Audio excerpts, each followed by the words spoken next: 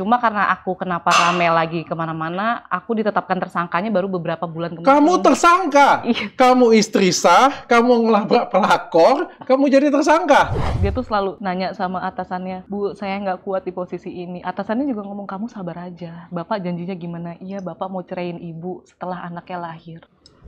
Aku dari situ di kamar mandi aku dengerin berkali-kali dok, terus aku langsung lemes yang kayak akhirnya Allah ngasih gimana caranya aku punya bukti kalau memang pacarnya suami aku dia akan disebut namanya. Gila, merinding saya. Dia kan awalnya sales dok, masuk di kantor saya. Akhirnya saya naikin jadi manajer, itu kurang. Kenapa sih? Masih pengen ngancurin rumah tangga saya gitu. Kalau suatu hari nanti ada masalah, kamu call aku. Pengacara kamu yang maju, semua deretan pengacara aku siap untuk bantuin bela kamu. Amin dokter, makasih. Makasih banget. Karena jujur aku tuh nggak mukulin dia dok. Tanya Dokter Richard. Ini selingkuhan suami kamu? Iya.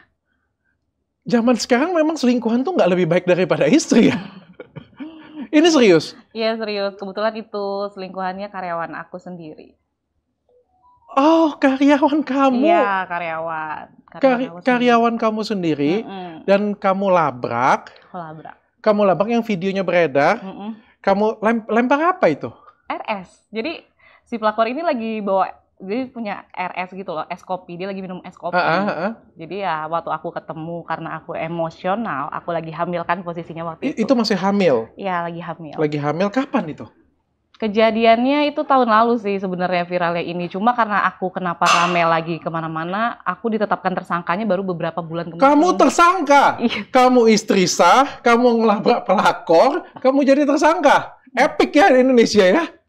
Makanya aku minta tolong untuk netizen kawal kasus aku karena aku merasa aku tidak melakukan itu dok atas laporannya si pelakor gitu. Laporannya apa nih? Jadi aku dilaporin penganiayaan berat pasal 351. Penganiayaan berat? Iya. Bukan pencemaran nama baik? No. Berarti dia mengakui dia jadi pelakor sudah? Iya mengakui, kan aku punya videonya dia mengakui yang viral juga di sosmed. Ada wow, dan dia ngelaporin kamu dan kamu jadi tersangka? Iya. Luar biasa ya? Luar biasa ya? Ini aku pengen tanya dulu ini, waktu kamu lempar, yang kamu lempar itu es kopi? Es kopi. Es kopi. Ada videonya beredar, mungkin aku bisa ulang ya sebelumnya ya. Ada. Ini es kopi diadukan penganiayaan berat. Iya. Oke. Boleh nggak cerita dari awal dulu deh, dari awal dulu. Sebelum dari awal mungkin aku tanya dulu ya, ini suaminya masih nggak? Aku sama suami cuma sekedar untuk anak aja sih sekarang gitu. Karena prosesnya kan kita jadi saling lapor gitu. Jadi aku melaporkan perzinahannya juga, suami masuk juga nanti pasti untuk terkait laporan itu pasti berjalan gitu. Jadi chaos ya. Berarti masih ada hubungan suami istri. Statusnya masih suami istri? Tetap suami istri. Belum bercerai? Belum, tapi kita masih fokus untuk masing-masing kasus karena kan ini udah jadi chaos banget, berantakan semenjak. Satu rumah? Enggak sih, udah kayak ya udah urusan anak-anak aja sekarang. Oke, boleh nggak cerita dari awal deh kejadian ini kayak gimana sih? Jadi sebenarnya ini kan aku perusahaan berdua sama suami, kita mulai beneran sama-sama dari nol. Punya perusahaan berdua? Iya gitu. Jadi saya di situ komisaris, suami yang day to day operasional dia yang melakukan. Nah, aku punya beberapa karyawan, salah satunya si perempuan ini. Nah, kondisinya waktu itu aku lagi hamil.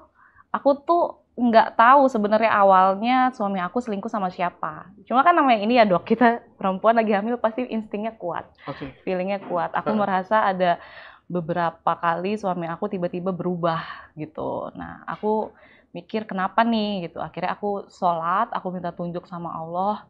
Itu belum dikasih lah. Cuma ketahuannya itu seminggu 2 minggu udah mulai perubahan. Suamiku jarang pulang. Aku lagi hamil, suami aku jarang pulang. Hamil anak berapa? Kedua. Hamil anak kedua. Oke. Iya. Suami kamu jarang pulang? Jarang pulang waktu dia ada hubungan dengan karyawan aku ini. Oke. Sebelumnya kita baik-baik aja, memang hampir kayak 24 jam bareng karena kan kita kegiatan bareng-bareng. Alasannya apa jarang pulang? Tiba-tiba banyak kerjaan aja di kantor gitu. Terus aku kayak nggak boleh ke kantor, marah dia kayak kamu ngapain di kantor, udah di rumah aja lagi hamil, nggak boleh kemana-mana, bla bla bla gitu. Karena kan perselingkuhan mereka ini ada beberapa karyawan yang lain tahu tapi diam. Oke. Gitu. Ya Pak mungkin, Bos takut ya? Nah iya, mungkin mereka takut seperti itu. Sampai akhirnya pas banget di minggu kedua, pas banget ternyata si pelakor ini ulang tahun, suami aku nggak pulang 4 hari. Di saat itulah aku tahu kalau suami aku selingkuh sama karyawan aku sendiri gitu loh. Dari Sama mana si kamu perempuan. tahunya? Iya, aku feeling aja karena beberapa kali aku lihat mereka tuh ada agenda bareng-bareng tapi nggak berdua gitu, yang satu kubu yang mereka mengetahui. Aku kelihatan aja kayaknya sama perempuan ini gitu. Kita feeling aja sih sebenarnya. Sampai akhirnya aku lagi hamil, aku stres kan mengetahui itu dok. Stres banget, perut aku sampai kram, sakit. Tapi baru curiga ya? Nggak ada bukti? Nggak ada, baru curiga. Baru Tapi curiga. feeling banget. Feeling kamu juga dengan cewek itu juga? Iya, feeling banget gitu. Sampai akhirnya aku ke klinik karena aku udah kayak ngeflag dok, karena stres. Aku cuma ditemenin waktu itu sama sahabat aku aja kan. Jadi mereka pergi hampir 4 hari nggak pulang. Padahal kondisi itu waktu itu aku ngomong sama suami aku kayak, Mas, aku tuh nggak flag loh, kamu di mana gitu, nggak pulang segala macam. Tapi suami aku kekeh kayak yang udahlah terserah, kita hidup masing-masing aja segala macam. Karena dia posisinya lagi sama perempuan ini kan. Perempuan ini tahu aku lagi hamil gitu. Sampai akhirnya sering kejadian seperti itu. Hidup masing-masing saja. Iya. Jadi sampai ada beberapa part dia ke rumah saudaranya untuk cuma sekedar kayak video call sama aku. Nih, aku di rumah saudaraku, tapi padahal si pelakornya di mobil di depan rumah saudaranya nungguin sekitar ya hampir 2-3 jam, habis itu mereka check-in. Jadi kayak cuma sekedar bikin alibi. Iya, gitu. Nah, dari situlah sampai akhirnya ada, jadi ini udah hampir 3 minggu ya dok, aku terus berusaha gimana caranya punya validasi yang benar-benar kuat atas perselingkuhan itu. Aku tuh doa setiap hari sama Allah tuh kayak, dengan kondisi aku lagi hamil, suami jarang pulang, aku doa. Sampai akhirnya ada momen aku inget banget di tanggal 8, sebelum akhirnya tanggal 9 aku labrak. Mereka satu kantor yang tahu perselingkuhan suami, bukan membantu ya tahu, tapi diam. Mereka punya agenda yang namanya nonton bareng di bioskop. Awalnya aku nggak diajak, karena kan itu agenda dia dengan pelakor dan yang lainnya. Tapi aku minta maksa ikut, sampai akhirnya kejadian, kita ribut lah. Tapi aku tetap maksain. Di situ aku udah feeling banget kuat kalau ini si D ini perempuan. Nah, kita kan beli tiket 1 row. Hampir ada berapa, 10 orang lebih. Jadi aku jalan duluan.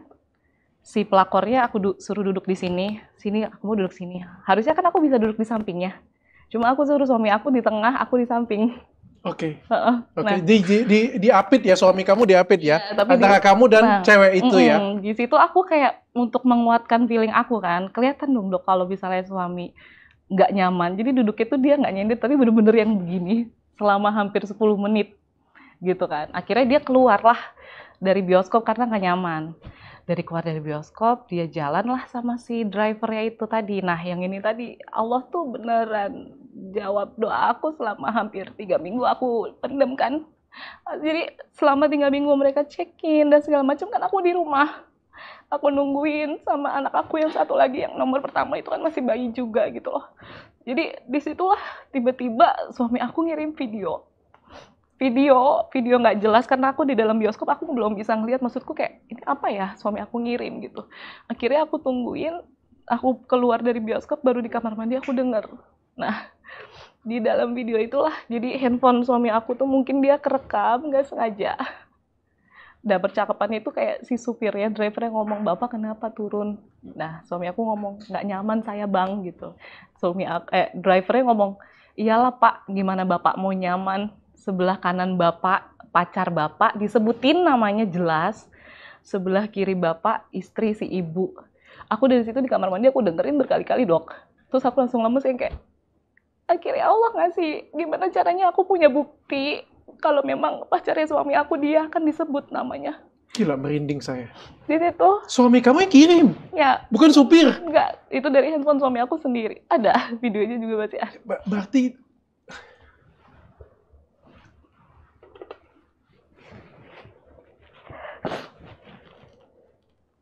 suami kamu bilang apa pas supir itu bilang seperti itu? Ya dia cuma, iya bang nggak nyaman di atas. Makanya saya turun, saya nggak ngelanjutin nonton gitu. Kok bisa dia terkirim? Gak tahu. Dan dari situ nggak selesai dari situ, Dok. Aku kan nangis, ya kayak gini. Kita ngumpul lah jadi kita di waktu itu di Sumarekon Bekasi, kita ngumpul di downtown di bawah. Posisi aku lagi hamil, nangis-nangis gitu, karyawan yang lain sedih kan. Sampai adalah ini salah satu namanya D juga yang dekat sekali dengan si pelakor ini, yang menjembatani dengan suamiku. Jadi kayak istilahnya ada moderatornya gitu loh. Kalau mereka chattingan lewat si perempuan ini, karena kan kalau di rumah ada perantara. ya gitu. Nah, si perempuan ini nanya, "Ibu kenapa sih, Bu, sampai nangis kayak segininya?" gitu. Padahal aku sama itu udah nahan banget nggak ngomong ke siapapun, even ke ibu aku sendiri kan. Aku nahan, aku nggak mau ngomong, tapi di posisi itu si pelakor duduk di samping aku, megang perut aku, Dok. Kayak, dia ada di situ? Iya kan, dia masih nonton, selesai nonton kan. Dia pegang perut kamu? Dia kayak yang, ibu jangan nangis dong. Anak ibu kasihan di dalam perut, dia kayak gitu ngomong. Terus aku kayak waktu aku nangis itu aku ngerasa jijik banget gitu loh, maksudku. Karena aku setelah itu kan dari kamar mandi aku tahu itu dia memang. Dia kayak nyenangin aku, megang perut aku gitu. Ibu dengerin aku, Bu. Ibu jangan terlalu stres, jangan nangis-nangis, kasihan nanti anak perut. Dalam hatiku kayak, kan lo ya yang bikin gue kayak gini. Sampai akhirnya aku jadi keceplosan waktu itu kayak ngomong. Kan anak-anak pada nanyain, kenapa sih, Bu? Ya gue tahu suami gue punya pacar. Aku keceplosan karena saking jijiknya aku dipegang si pelakor ini kan. Akhirnya driver aku denger, dia langsung pergi, mungkin ngasih tahu suami aku, kayaknya ibu tahu. Dari situlah mereka kelihatan panik. Akhirnya kita buyar gitu kan ke rumah. Aku dari situ nggak bisa tenang karena aku merasa apa yang aku sembunyikan dan aku tahan selama ini terbongkar gitu loh. Aku takut mereka ya menghapus atau menghilangkan bukti-bukti atau cari strategi yang lain segala macam, sampai akhirnya aku sebenarnya pengen bener-bener ngumpulin bukti lagi kan, Dok. Cuma bener-bener udah kelepasan saking emosional. Itu pasti deg-degan banget juga. Iya, lebih ke jijik sih dipegang sama pelakor yang dia yang bikin aku seperti ini, tapi dia juga yang ngomong kayak, "Ibu jangan sedih," gitu. "Ingat anak-anak Ibu," ya gitu sih. Ya akhirnya aku nggak tidur. Aku langsung gimana caranya aku ketemu hari itu juga sama ini. Suami nggak pulang? Pulang tidur, cuma tidur dia waktu itu posisi tidur dia. Kamu nggak tanya? Nggak. Karena gini, Dok, prinsip aku ya, kalau orang salah, apalagi laki-laki berselingkuh, kalau kita kasih tahu, dia nggak akan jawab. Satu, nggak akan jujur. Even kita punya bukti, pasti nggak akan jujur. Orang kan pasti seperti itu. Dia pun juga nggak sadar video itu terkirim? Nggak tahu sama sekali. Jadi yang aku pikirin gimana caranya ya aku ngomong sama ini perempuan baru ke suami aku. Karena suami aku pasti nggak akan jujur. Mau aku ada videonya, mau aku ada faktanya atau gimana, itu pasti nggak akan jujur sih. Oke. Tapi akhirnya itu juga jalan Allah yang kayak aku bingung kan ini mau nyamperin kemana kan waktu itu karena jam kerja berangkat. Dia yang orangnya notabene nggak pernah posting sesuatu di Instagram. Di pagi itu dia posting, Dok. Siapa? Si pelakor ya. Si pelakor? Iya, posting apa? Jadi lagi minum kopi di suatu supermarket itu, diposting gitu, dia di situ. Akhirnya di waktu itu aku langsung nelpon sahabat aku, mama aku, adik aku untuk minta temenin karena aku nggak. Kamu ke sana? Ke sana. Kayak kamu dikasih. Iya. Semua dimudahkan lah gitu ya. Dari malamnya aku dapat video itu, paginya aku langsung nyamperin ini perempuan karena kan sedari awal aku tahu mereka selingkuh, aku sama sekali nggak nanyain ke perempuan ini, nggak nanyain juga ke suami dan ke siapapun aku nggak pernah nanya gitu. Kamu kayak pura-pura bodoh aja gitu ya. Dan paginya kamu langsung samperin, ada dia di situ? Ada. Mamaku pun kaget kayak yang kenapa Kak, ada apa? Enggak, kan jadi kita manggilnya abang. Abang selingkuh. Mereka semua tuh kaget karena aku benar-benar nggak pernah ngasih tahu sama sekali gitu loh. Dia datang mungkin karena dia pasti kan hafal banget saya siapa. Jadi waktu dia duduk, saya cuma bilang, "Saya mau bicara." "Oh iya, Bu." Dia langsung jawab gitu. Jadi dia jalan sendiri, aku bilang kita di mobil aja bicaranya. Karena mungkin dia juga tahu ya, takut dipermalukan di situ. Akhirnya dia jalan sendiri ke mobil. Di depan saya jalan sendiri, ya dari situlah awalnya saya pengen ngobrol baik-baik, cuma ada beberapa pertanyaan terus dia jawab bikin saya sakit. Oke, apa pertanyaan kamu? Ya saya bilang, "Kamu kenapa kayak gini?" gitu kan. "Ya Bu, saya nggak ada maksud," kata dia. "Kamu udah berapa kali?" "Sekali aja Bu." Sekali ajanya tuh kayak, ya Allah, sekali aja tuh lo tidur gitu loh sama suami gue. Maksudnya aku di situ kayak, sekali aja tuh kenapa sih nggak ngeliat aku lagi hamil gitu. Akhirnya aku dari situ yang langsung nyiram, maksudku kayak, lo tetap orang deket gue gitu loh. Kok bisa dengan kayak apa ya, sejahat itu melihat kondisi anak-anak aku yang lagi masih kecil juga di dalam perut. Jadi aku waktu mereka kondisinya seperti itu tuh aku hampir keguguran udah. Dan aku bilang sama dia, kamu tahu nggak, waktu kamu 4 hari nggak pulang saya tuh mau keguguran, kamu tahu nggak? Dia bilang gitu. Terus dia cuma bilang, saya tahu Bu, saya tahu. Itu yang bikin saya kesel. Dan dia tuh kalau bisa dokter bisa lihat di video, dia tuh masih berani natap mata saya gitu. Jadi saya cuma, dia kan awalnya sales dok, masuk di kantor saya. Terus akhirnya saya naikin jadi manajer, itu kurang. Kenapa sih masih pengen ngancurin rumah tangga saya gitu. Posisinya manajer. Jadi dia belum lama jadi manajer, abis itu jadi simpanan suami saya. Dia naik jadi manajer tuh karena prestasi kamu yang angkat atau karena suami kamu tuh? Jadi emang di perusahaan ini aku ada partner lain di luar aku kan. Nah kita karena dia achieve sebagai sales, kinerjanya bagus memang, achieve. Nah itu akhirnya dia ada promosi lah. Saking bagusnya itu pelayanannya plus-plus ya. Jadi saya baru tahu semenjak dia kan masuk itu selingkuh dia masuk 8 bulan kerja. Kalau dari 1 sampai sebelumnya itu kan ruangannya belum 1 ruangan.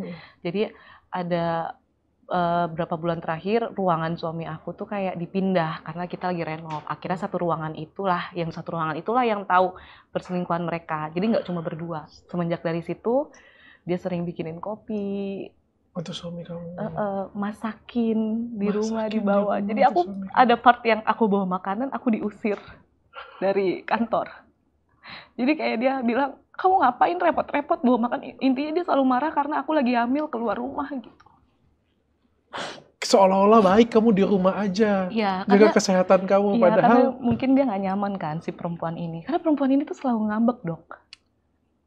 Cemburuan juga. Banget.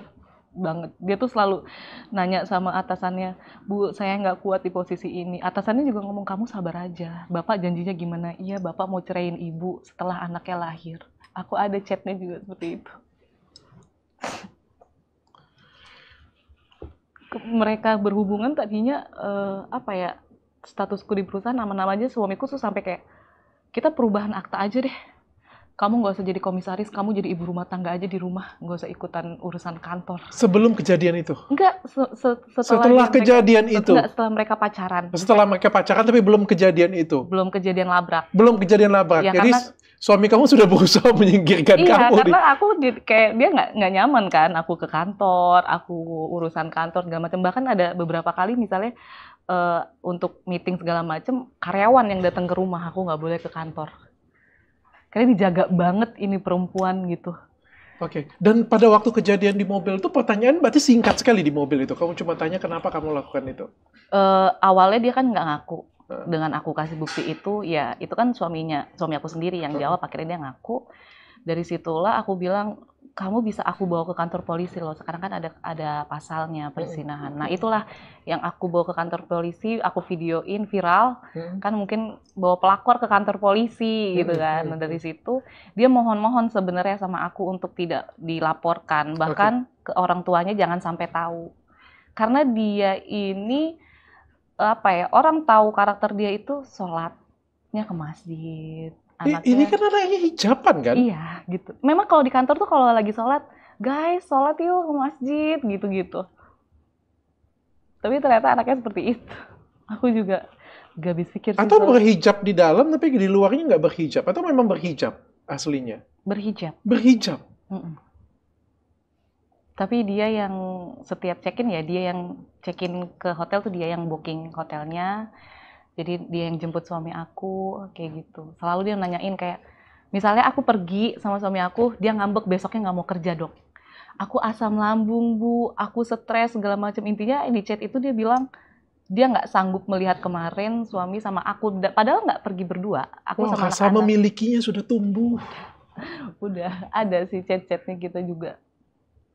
Nah dari situlah mungkin suami aku dilema yang kayak, gimana nih caranya, ya udahlah nggak usah di kantor lagi lah, ini istri udah di rumah ini aja gitu. Mungkin aku nggak tahu ya ada agenda apa sih perempuan ini dengan suami aku, kan aku nggak paham. Dan akhirnya kamu siram dia dengan kopi es dia tersebut. Karena dia lagi pegang kopi itu kan. Apa yang ada di sana, kamu emosi, pokoknya apapun yang kamu coba lakukan, dan itu masih wajar sih. Itu adalah emosional kamu. Kalau aku jambak ya. Aku spontan, Dok. Maksudnya sebenarnya spontan banget, kayak yang ya kenapa sih sejahat itu waktu itu gitu. Dan saudaraku kan ya, kayak adik aku kandung aku juga nangis. Dia laki-laki padahal, dia sampai bilang, kok jahat banget sih kamu sama kakak aku, dia bilang gitu. Ibu aku nangis, sahabat aku nangis, dan dia nggak nangis. Kalau dokter bisa lihat, dia nggak nangis, sama sekali. Dia berani kayak natap mataku. Masih berani natap mata. Gitu. Dan kayak, akhirnya dia keluar dari mobil kayak gimana tuh? Ya itu tadi yang kita ke kantor polisi, dia akhirnya nggak mau. Aku cuma konsul aja ke polisi, gimana ini saya mau melaporkan. Akhirnya polisi udah tahu. Akhirnya aku nggak jadi kan, karena si pelapor nggak mau. Aku tetap gimana caranya orang tuanya ini harus tahu kalau dia kayak begini. Oke. Aku paksalah ke rumahnya. Nah, di rumahnya itu ternyata dia punya pacar. Dia pun, ya gimana ceritanya? Cemburu ada, tapi dia punya pacar juga. Iya. Jadi, dia jadi simpenan suami aku, dia juga punya pacar. Jadi suami aku selingkuh, ternyata suami aku juga simpenan. Gimana tuh? Gimana ya? Ini bagus untuk judul nih. Ternyata suamiku adalah selingkuhan pacarku. Aneh, aku juga kaget yang kayak, wah kok ternyata, jadi si pacar ini kan namanya L, sampai aku bilang, ini loh pacar kamu sama suami aku. Iya ibu, gitu. Terus kamu nggak marah? Itu gimana bu, kita sama-sama korban, kita paling cuma bisa maafin. Tapi dia udah sampai check-in, aku bilang. Malah justru si R ini yang kayak, saya minta maaf bu, saya sebagai pacar tidak bisa menjaga sampai akhirnya kejadian seperti ini. Karena saya sama si perempuan ini mau nikah. Aku yang kayak, wah. Dan memang nikah. Jadi makanya. Dan memang nikah. Ya makanya mungkin ini jawaban Allah yang kayak selama setahun aku setelah maafin dia laporin aku kan setahun itu kondisi hamil sampai lahiran, aku dibuat bolak-balik kantor polisi. Nah, itu mungkin karmanya belum nyampe ke dia, Dok. Tapi pas setelah aku jadi tersangka dan dia abis itu nikah, belum sebulan dia nikah, ini viral kemana-mana. Aku jadi tersangka. Nah itu tadi. Sekarang sih kalau aku dapat infonya katanya mertuanya pun baru tahu setelah aku masuk TV. Kalau mantunya pelakor. Gitu. Jadi sekarang keluarganya lagi rame. Nggak tahu ya kalau habis dari sini mungkin makin rame lagi kan. Harus ada hukum sosial tapi ya. Iya. Berani berbuat ya berani bertanggung jawab. Padahal lah ya. Kayak waktu mereka nikah pun aku bisa aja menggagalkan. Kayak aku datang segala macam. Cuma aku pikir aku nggak mau jahat kayak dia. Jadi suami kamu kena prank dong ya? Ya iya, makanya pas waktu di kondisi malam itu dia juga kaget. Wah ternyata aku juga simpen. Dia juga nggak tahu? Nggak tahu. Jadi plot twist ya? Kaget. Iya. Jangan-jangan ngejob. Dia dapat apa dari laki lu? Lu pernah ini nggak? Pernah tanya nggak? Atau pernah cek rekening gitu? Jadi suami aku tuh mainnya bersih. Nggak ada dia berani pakai kartu ATM atau segala macam. Karena bersih, nyampe rumah tuh handphone dia tuh digeletakin aja, Dok. Digeletakin nggak pakai password dan segala macam. Karena kan emang dia ditolong sama satu orang ini. Jadi kalau misalnya chattingan ke orang ini gitu, baru ke dia, kayak gitu-gitu. Oke. Dan pulang dari sana kamu ribut dong dengan suami pasti? Ya ribut. Aku minta untuk cerai, tapi kan suami nggak mau, kayak gimana caranya untuk rujuk aja. Bahkan makanya dia bilang, kita ya udah deh sama-sama gini, kamu laporin aku aja kasus perzinahan gitu. Fungsinya? Dia untuk ngerasa udah bayar hukuman gitu loh. Dia merasa gini, mungkin di situ tadinya nggak sadar ya, Dok, ketempelan kali kemarin kan. Pas udah gitu dia sadar, akhirnya dia takut banget ini dapat karena anak-anaknya, karena anak-anakku kan dua-duanya perempuan. Jadi dia merasa dia harus membayar lebih dulu daripada anaknya yang dapat nanti gitu. Dengan cara dengan dipenjara sesuai apa yang telah dia perbuat gitu. Jadi kamu marah dengan dia minta maaf? Minta maaf. Mengakui bersalah? Ya sudah, bukan ngakuin lagi, udah ketangkep bahasa seperti itu, gimana? Kamu maafkan? Waktu itu enggak, karena kita lagi sama-sama emosi kan. Jadi ya aku waktu itu cuma, aku bilang aku butuh waktu sih gitu. Kamu minta cerai dan dia tidak mau? Dia bilang laporkan saja? Iya. Kamu laporkan? Aku lapor.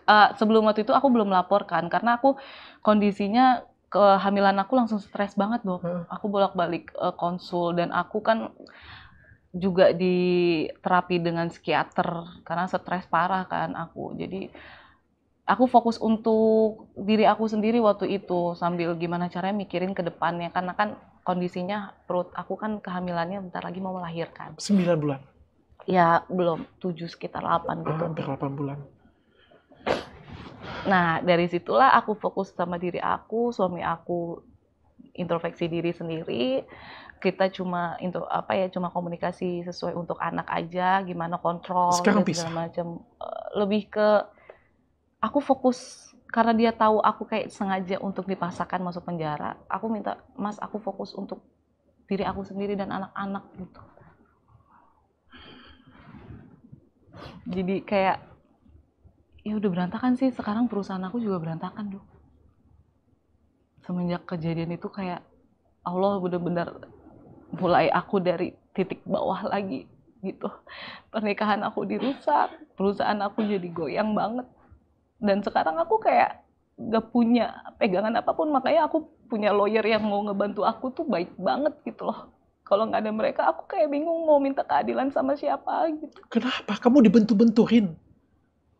Ya aku kayak dipaksa, gimana ya, aku tuh dalam kondisi hamil, aku ditanya penyidik berjam-jam. Kan cukup sampai di sana kan? Kenapa tiba-tiba masalah hukumnya jadi gede seperti ini? Gak tahu, aku juga kaget waktu dapat laporan, aku kira perbuatan tidak menyenangkan atau mungkin pencemaran nama baik karena kan viral videonya. Tapi enggak, laporannya penganiayaan berat. Apa yang kamu alamin selama 1 tahun di bermasalah kasus ini? Aku ya itu, jadi aku hampir keguguran 2 kali yang waktu mereka nggak pulang 4 hari itu, sama dalam kondisi aku setahun bolak-balik kantor polisi. Apa aja yang terjadi di kantor polisi? Diwawancara? Iya, aku ditanya jawab kan, pasti kamu melakukan nggak pemukulan gini-gini. Sedangkan BAP-nya laporan si pelakor ini nggak sesuai sama sekali, Dok, gitu loh. Dia kejadian aku siram itu tanggal 9, dia bikin laporan seminggu kemudian, dia punya visum seminggu kemudian. Kalau memang aku mukulin, harusnya di hari itu juga dia bikin visum. Kalaupun aku mukulin, kan dokter tahu aku bawa ke kantor polisi tuh. Kenapa dia nggak teriak, tolong aku dipukulin gitu. Kenapa dia nggak teriak seperti itu gitu loh. Dia ada visum yang luka yang mana? Saya cuma dikasih tahu sama penyidik di dada. Di dada? Nah, dalam video dari kamu siram, bukan luka bakar ini ya? Enggak, es kopi ya? Itu kan es. Es Dingin. kopi sianida mungkin. Dingin itu kan, Dok, gitu kan. Terus kamu pukul-pukul kayak gini kan biasa kan? Nggak ada yang luka itu? Itu aku nggak mukul, jadi kan itu ada jelly. Aku peperin ke muka dia. Oh, kamu peperin jelly itu ke muka dia? Harusnya nggak ada luka kan? Nggak ada. Jadi dada itu ada apa? Kata yang penyidik, saya kan nanya, Pak, buktinya apa? Iya, kita punya visum di dada segini. Apa? Biru. Ya kan bisa jadi cupangan. Iya bener ya, Dok ya. Bener-bener. Dan dia kan pacarnya dia 2. Kayak gitu. Gimana ceritanya pukul kayak gini bisa itu? Kalau dicupang bisa. Coba tanya suami kamu. Barangkali ya, mungkin ya. Mohon maaf. Dia gitu kecil kan, Dok. Gitu mukulnya gimana gitu. Biru kecil itu bisa 351 nanti, makanya kalau dari segi lawyer kan aku nggak paham untuk kondisi permasalahan hukumnya seperti apa. Tapi kalau kita biasanya konsul, 351 itu yang menyebabkan cacat fisik, tidak bisa ngapa-ngapain dan segala macam. Sedangkan dia setelah itu masih bisa pacaran sama pacarnya, pre-wedding, tunangan, sampai akhirnya nikah gitu. Dan rumah tangga kamu hancur. Rumah tangga aku hancur. Perusahaan hancur juga. Iya, perusahaan hancur. Dia sekarang lagi menikmati rumah tangga yang baru. Sama pacarnya yang sekarang. Dan sekarang belum selesai kasusnya? Belum, kan aku baru kemarin jadi tersangka. Baru kapan? Bulan April kalau nggak salah. Oke. Dan ini sudah ada Bapak pengacaranya. Boleh kita ngobrol, Pak? Boleh silakan, Pak.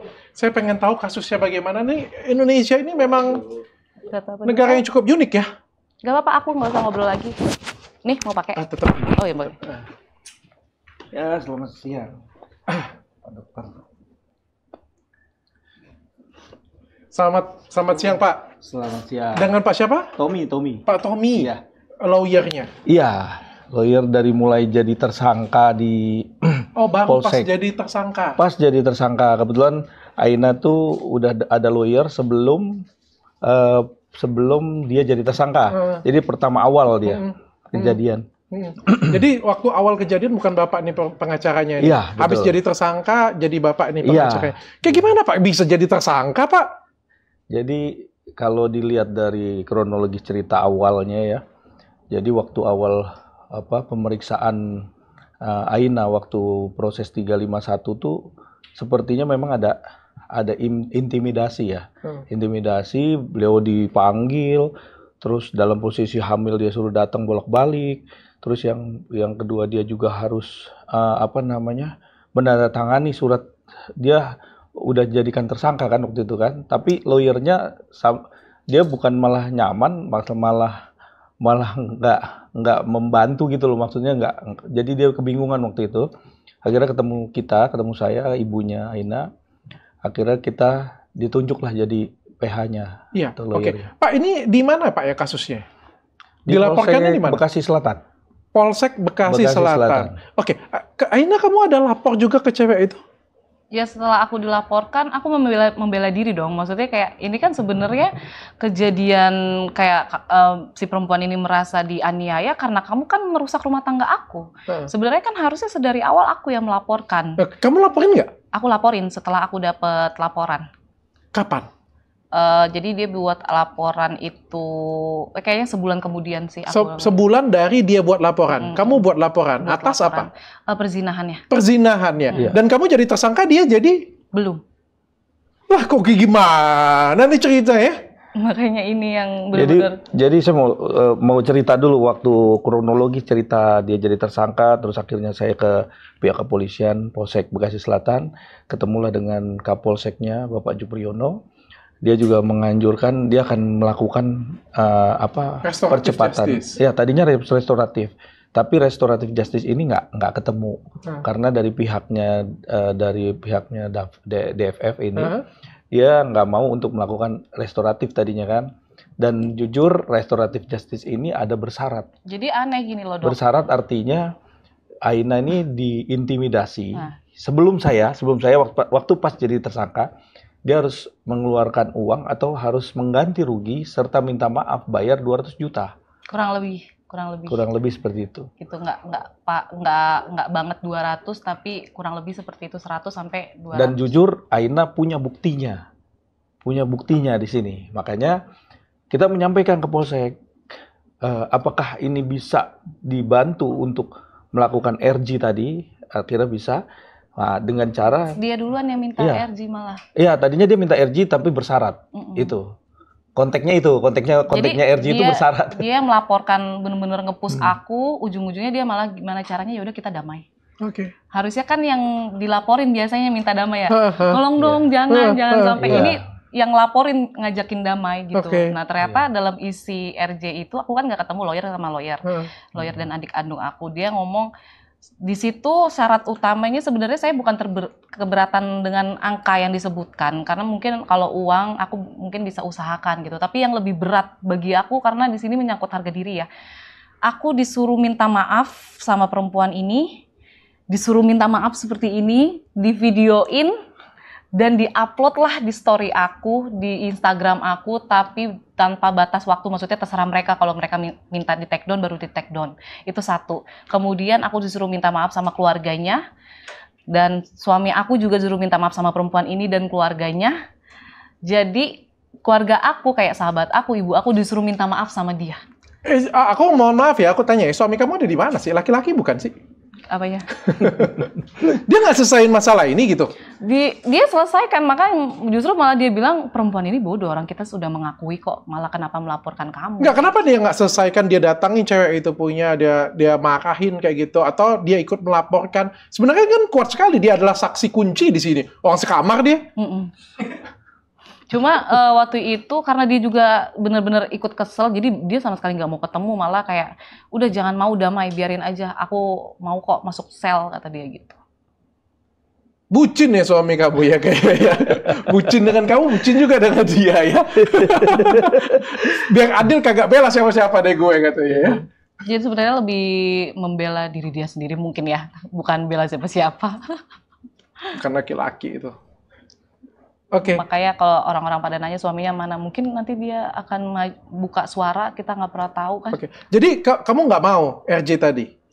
Karena itu tadi, Iya aku nggak dong, mau kelewatan dong. ya. Iya. Maksudnya gini, Bersalah jangankan salaman off the record, tapi Heeh. saya harus ngerekam dan saya posting. Di mana harga diri aku sebagai Off record aja kagak mau, apalagi on record. makanya itu yang dia pengen membersihkan kalau dia tuh bukan pelakor. Jadi saya harus minta maaf.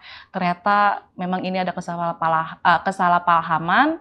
Aku suruh minta maaf, aku harus diposting seperti itu sih. Jadi kayak ada tuh saya harus minta maaf minta maaf gitu. Oke. Oke. Pak, itu jadi sebelum tersangka kan pasti biasa RJ kan?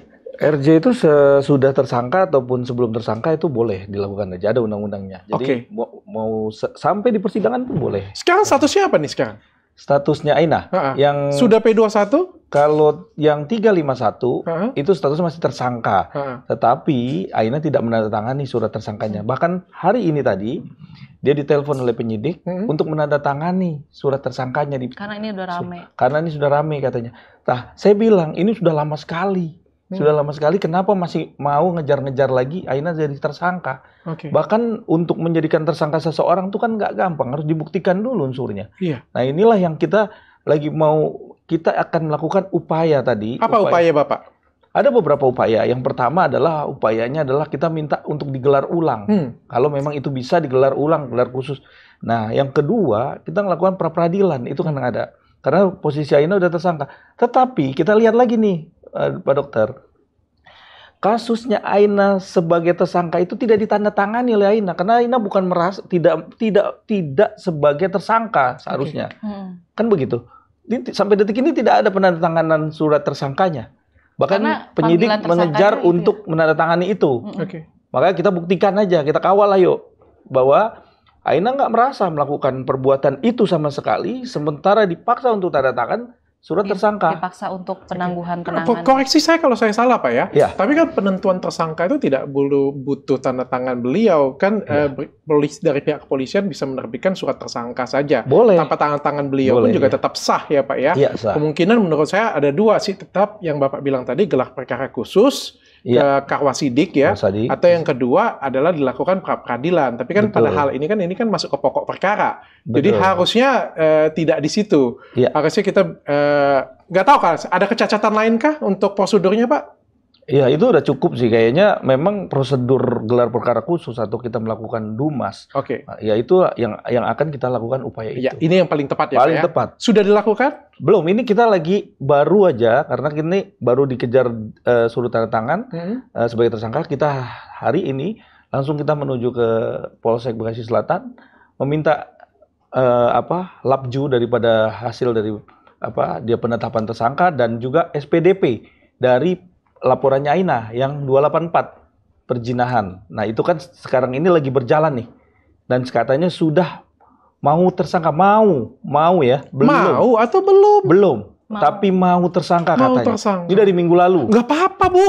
Ya memang nggak apa-apa, silakan di penjara. Kalau saya kamu sudah di podcast ini nggak apa-apa, tersangka aja. Kalau perlu P21, nggak apa-apa. Ya memang. Biar kita tahu bahwa kualitas hukum di Indonesia ini kayak gini. Ini sih yang aku minta tolong banget, mungkin Dr. Richard dari penontonnya itu kan bisa melihat gitu loh, kenapa, seperti apa ketimpangan dalam proses hukum. Sedangkan kan dari laporan si pelapor sendiri, rentan kejadiannya sangat lama, dia baru visum, dan dia bilang di pintu tol Bekasi Barat, ternyata saya nggak ada di situ. Kan harusnya bisa dilihat CCTV, saya ada di situ, nggak berhenti mukulin dia. Gitu, dia kan bilangnya di situ, padahal nggak ada sama sekali, saya bisa buktikan. Laporan dia bagaimana Pak? Laporan perzinahan. Perzinahan 284. Iya, tetap berjalan. Kemarin sempat juga melihat di tempat kejadian di apartemen, segala penyidik sudah melakukan pendalaman untuk naik sidik ya dari proses penyelidikan. Belum naik sidik. Sudah naik sidik, karena udah dapat Sudah SPDP. Udah gelar juga. Tetapi sampai detik ini kita nih menanti-nanti nih. Mana tersangkanya dari para pihak antara Hotman dan DFF. Nah, sampai detik ini kita belum dapat sama sekali labju dari proses sidiknya. Begitu. Aina, apa yang kamu harapkan sekarang? Kalau udah kayak gini, jujur aja ya Dok, kan dia yang ngajak perang duluan gitu. Maksudnya kan kita dari awal sudah baik-baik, tapi dia melakukan laporan dan tidak sesuai apa yang aku lakukan. Sehingga aku akhirnya kayak di sini aku butuh pembelaan atas harga diri aku dan anak-anak sebenarnya sih. Aku lebih pengen kayak mereka yang melakukan kesalahan, mereka yang menyakiti aku, mereka harus bertanggung jawab sih. Dengan harusnya yang pantas di penjara mereka berdua, suami dengan pelakor itu, dengan karyawan aku. Jadi aku pengennya ya gimana caranya sesuai apa yang mereka lakukan, mereka harus merasakan itu hukumannya. Karena sebelumnya, mungkin aku terlihat jahat sekarang is okay, tapi sebelumnya setahun penuh kemarin aku udah penuh sabar. Yang mana yang kamu jahat? Bagian mana yang kamu jahat? Ya kayak aku sekarang pengennya mereka masuk sel gitu dengan kasus aku melaporkan perzinahannya kan. Menurut saya itu adalah yang wajar. Gila loh, keluarga kamu yang dikorbankan. Di lebih dari itu ya, anak-anak anak wanita kamu itu dikorbankan. 2 anak wanita kamu itu dikorbankan di sini. Kehilangan sosok ayah. Iya. Rumah tangga saya. Rumah tangganya nggak bisa melihat kalian berdua bersama-sama. Perusahaan berantakan. Dipertontonkan satu Indonesia. Bagaimana waktu di sekolah nanti mereka akan dipergunjingkan.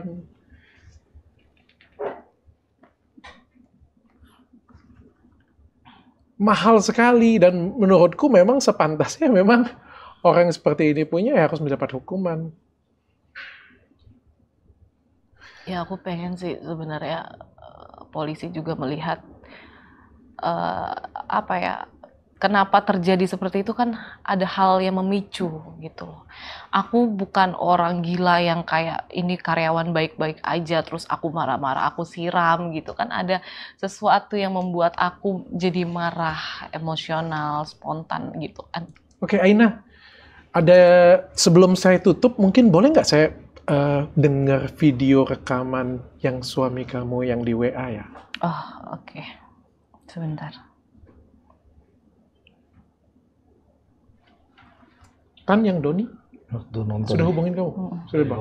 Belum nonton. Angkat aja ke sini. Jadi ini kelihatan kan Dok tanggal 8. 8 Agustus 2022 ini ya? kita lagi nonton malam. Tapi Oke. lagi, Ini semua kamu simpan di iCloud ya? iya. Jadi nggak kelihatan videonya, pasti itu gerak-gerak aja. Ya nggak apa-apa.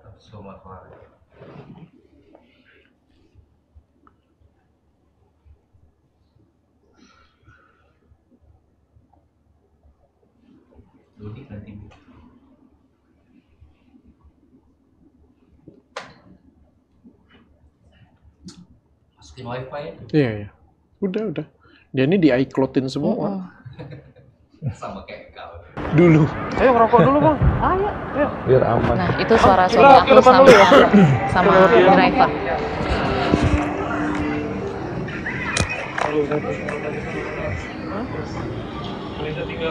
Saya tinggalin aja Bang di atas.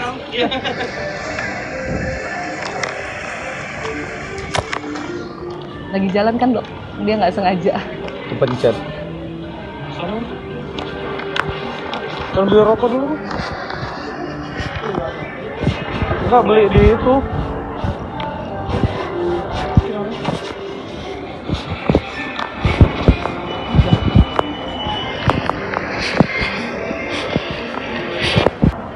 Yang hitam tadi itu.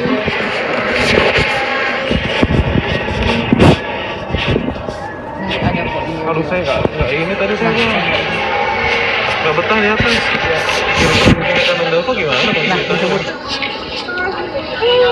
Dua-duanya takut gimana itu? Santai kan?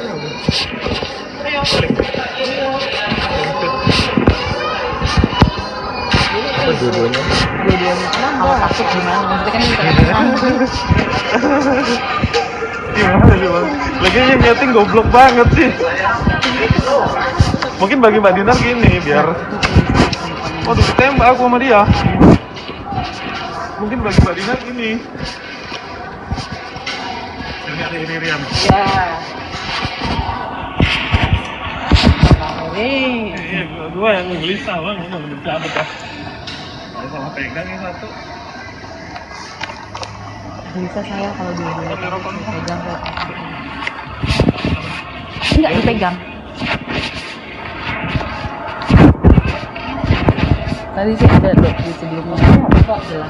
Tinggal 3, 4. Apa Mang Adi beli di situ? Ngerti nggak tempatnya?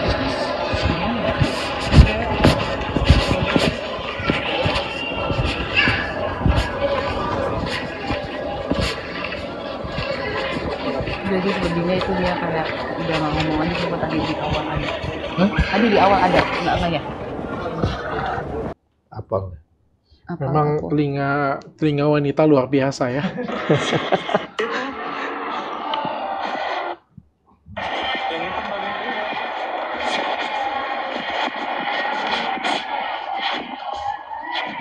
Aduh, saya nggak ini.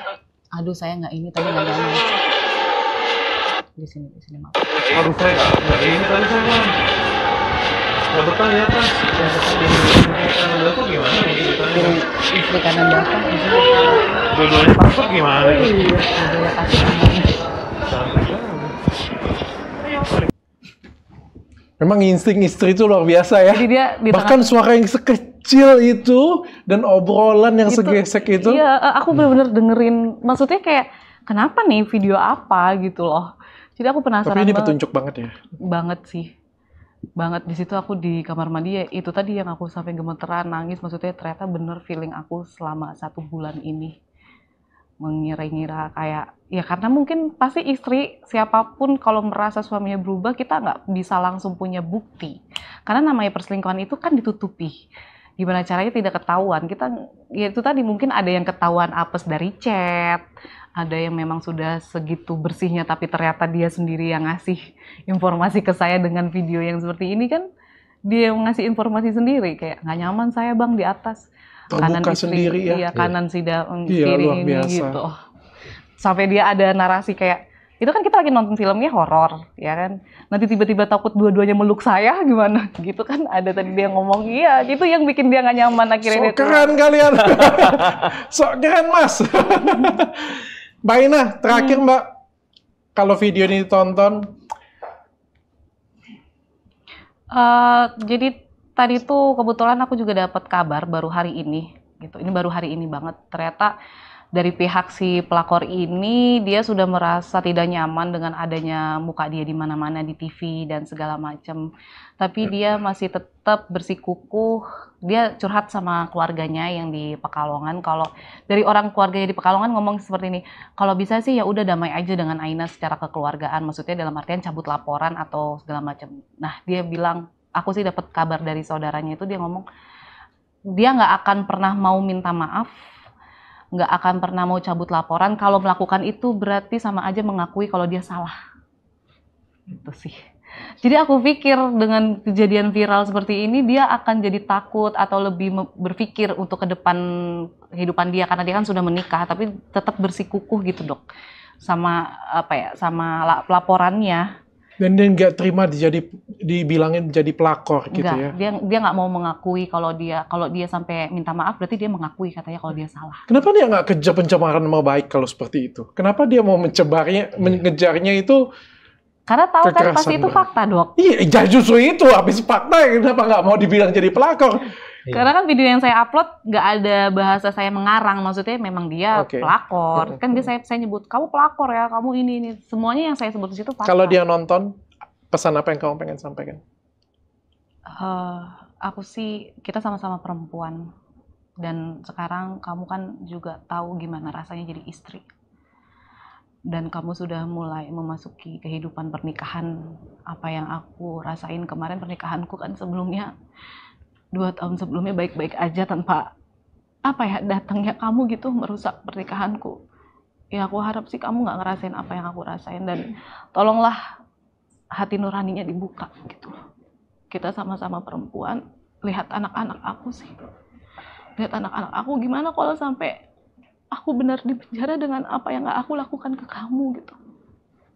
Lebih kayak tolonglah, Nggak adil. nggak adil ini justru buat anak-anak aku tuh nggak adil gitu.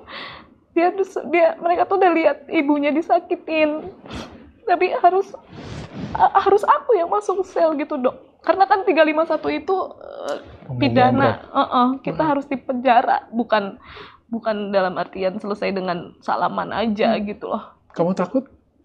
Aku lebih mikirin anak-anak aku sih, Dok. Karena kan dengan kasus ini aja setahun aku nggak megang anak-anak aku sama sekali. Aku bener-bener setahun itu aku bolak-balik dokter, ke polisi, habis itu ke dokter lagi. Sampai kayak, maaf ini aku gini aja gemeteran dari tadi, kayak aku ngerasa flashback dan apa jahat banget. Nggak cukup ya, dari awal aku nikah di samping papaku yang koma, Dok. Dari awal pernikahan aku udah berat sekali gitu loh. Kenapa nggak cukup dengan kemarin dia merusak pernikahan aku. Kondisi kehamilan aku juga bener-bener, masa kehamilan aku bener-bener nggak enak banget. Setelah lahiran anak aku nggak bisa aku pegang. Masih belum cukup, aku harus di penjara. Aina, kamu nggak usah takut. Kamu tau nggak, kebenaran itu di atas segalanya. Kebenaran di atas segalanya. Ya, kamu serahkan ke lawyer kamu, semuanya pasti baik-baik saja. Kalau suatu hari nanti ada masalah, kamu call aku. Ya, pengacara kamu yang maju, semua deretan pengacara aku siap untuk bantuin bela kamu. Amin, dokter, makasih. Makasih banget. Karena jujur aku tuh nggak mukulin dia, Dok. Nggak ada. Saya barisin kalau perlu nanti. Dari Bang Hotman Paris, semua yang saya deretin nanti. Tapi saya percaya sih bahwa kebenaran itu di atas segalanya semuanya pasti. Serahkan saja ke lawyer kamu yang sekarang. Bang, tolong dibantu, Bang. Pasti, Bang. Aku nggak tahu sih kalau aku bener-bener harus keseret di pengadilan, duduk di sana. Aina.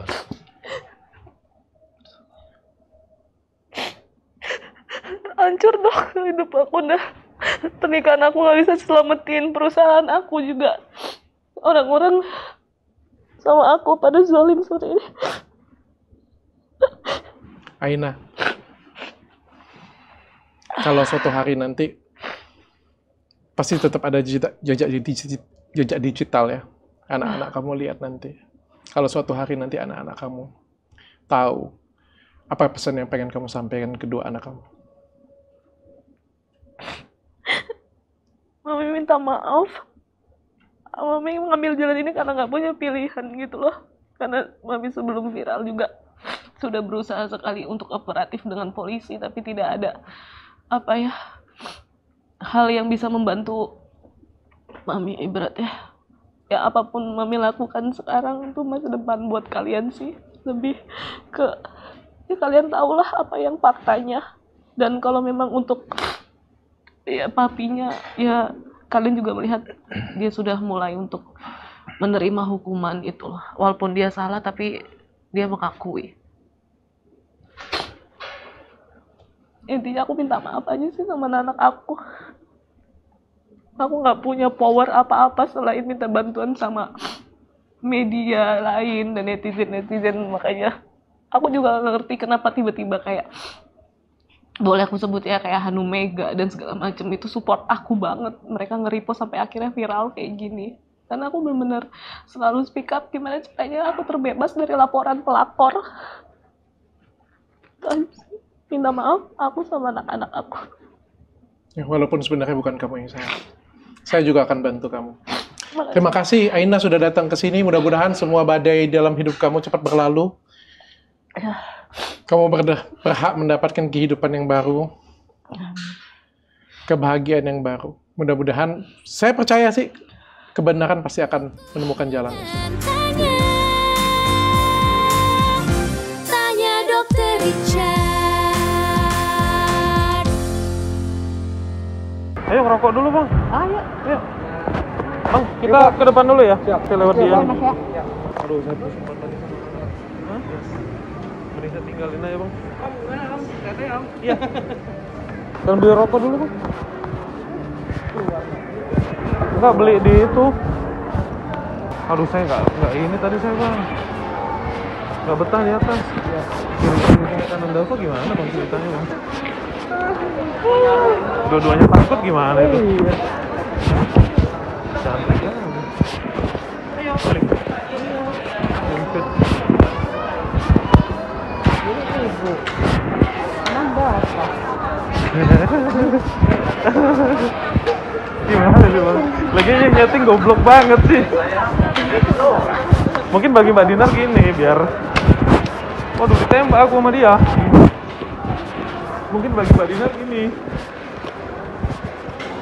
Biar nggak ada iri-irian. Ya. Iya, gua yang gelisah bang, udah mencabut ya. Kalau salah pegang ini satu. Mana kamu? Di Bogor juga? Di Bogor. Waktu saya telepon suami saya di rumah keluarganya, kamu nunggu di mana? Saya nunggu di mobil. Di Bogor berapa kali? Apanya, Bu? Berapa kali kamu ngewe sama dia di Bogor? Berapa kali? Cuma sekali, Bu. Anaknya nyampe malam, Bu, di sana, Bu. Udah sering ya ngewe sama suami saya. Ya, Bu, sebenarnya. Di mana lagi? Di Bekasi di mana lagi? Udah, Bu, hanya di Spring Lake aja. Tadi cuma ngomong Spring Lake aja, tapi Iya. pas tadi saya lihat di situ kamu di Bogor juga. Di mana? Di Bogor dan di Spring Lake. Jangan sampai saya punya berkas lagi Iya, itu keluar. iya, Saya tahu kamu bohong. iya, Bu. Iya, Bu. Berapa kali di itu Bogor? Sekali, Bu. Bang Adi di mana? Bang Adi di mobil, Bu. Bisa kamu ya. Dia alasan ke Bogor ke rumah saudaranya buat video call saya bentar doang, habis itu check-in sama kamu biar nggak pulang. Masih ada saya chat-chatnya.